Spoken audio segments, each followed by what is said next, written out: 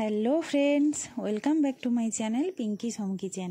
আশা করি তোমরা সবাই খুবই ভালো আছো, আমিও খুব ভালো আছি। তো বন্ধুরা, আজকে নিয়ে চলে এসেছে একটি দারুণ স্বাদের রেসিপিটি সম্পূর্ণ নিরামিষ, কিন্তু এত স্বাদের কি বলবো। তোমরা অবশ্যই রেসিপিটি ট্রাই করো, তোমাদের অবশ্যই ভালো লাগবে। আর ভালো লাগলে একটি লাইক কমেন্ট শেয়ার করো, আর চ্যানেলটিকে সাবস্ক্রাইব করে আমার পাশে দেখো। তো দেখো, এই রেসিপিটির জন্য আমি এখানে কিছু আলু সেদ্ধ করে নিয়েছি।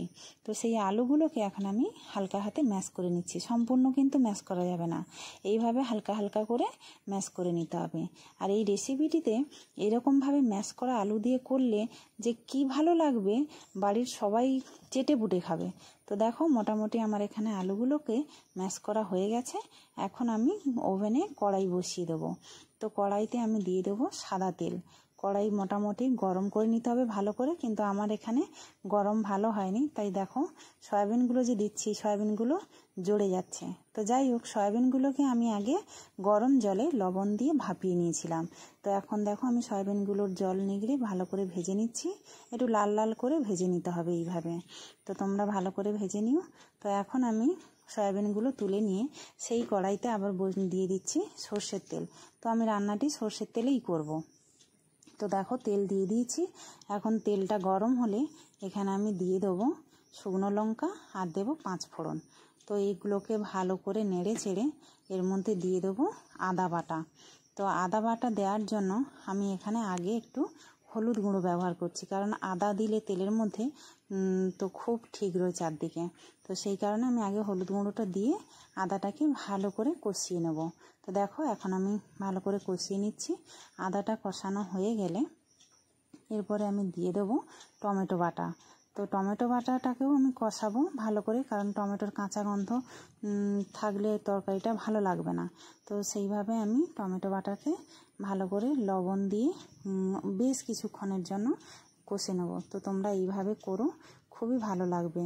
এই রেসিপিটা তো সবথেকে বেশি পছন্দের বাচ্চাদের। তো দেখো কিভাবে কি করছি, তোমরা অবশ্যই এইভাবে করবে। তো লবণ দিয়ে দিয়েছি। এখন লবণ দিয়ে ভালো করে আমি টমেটোটা কষে নিচ্ছি। কষতে কষতে এর মধ্যেই দিয়ে দিচ্ছি লঙ্কা বাটা। আমি এখানে বাটা লঙ্কা ব্যবহার করেছি, তো তোমরা চাইলে গুঁড়ো লঙ্কা ব্যবহার করতে পারো। তো এখানে বাটা লঙ্কাটাও ভালো করে কষতে হবে, কারণ বাটা লঙ্কার একটা গন্ধ থাকে, তো ওইটা একটু ভালো করে কষে নিতে হবে। তো দিয়ে দিলাম পরিমাণ মতো হলুদ গুঁড়ো, দিয়ে ভালো করে আবারও কষে নিচ্ছি। এর ওপর আমি দিয়ে দেবো একটু কাশ্মীরি লাল লঙ্কার গুঁড়ো। তো এটা আমি দিচ্ছি জাস্ট কালারের জন্য, তোমরা স্কিপ করতেই পারো।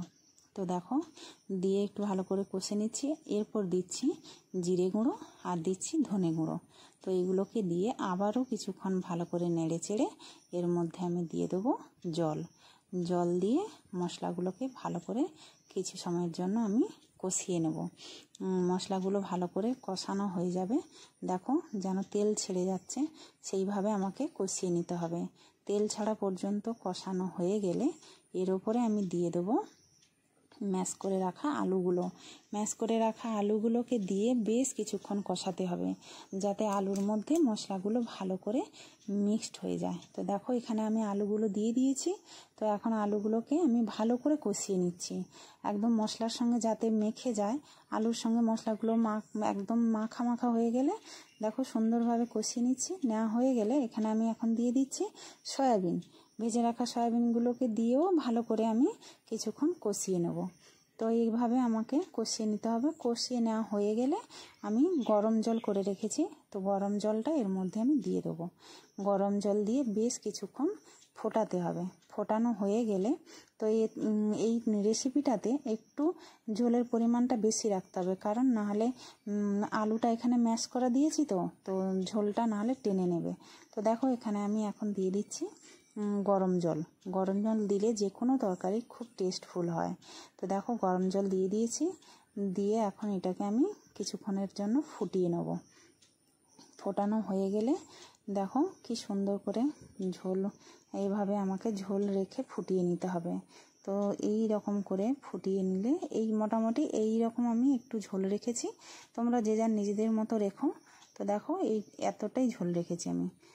তো এইভাবে করে রেডি করে নিলেই হয়ে যাবে সয়াবিন আলুর ঝোল। তো দেখো কি সুন্দর হয়েছে। তো এর উপরে আমি লাস্ট দিয়ে দেবো গরম মশলা গুঁড়ি দিয়ে কিছুক্ষণ ঢাকা লাগিয়ে পরিবেশন করলেই রেডি হয়ে যাবে সয়াবিন আলুর ঝোল, সয়াবিন আলুর তরকারি। তোমরা এভাবে বানিয়ে দেখবে, আমি বলছি খুবই ভালো লাগবে। মানে বাচ্চা বুড়ো সবাই চেটে পুটে খাবে, বারবার বলবে বানাতে এই রেসিপিটা। তোমরা অবশ্যই ট্রাই করো, আর কেমন লাগলো আমাকে কমেন্ট করে জানিও। আর কে কোথা থেকে দেখছো আমার এই ভিডিওটা অবশ্যই একটি কমেন্ট করে জানিও।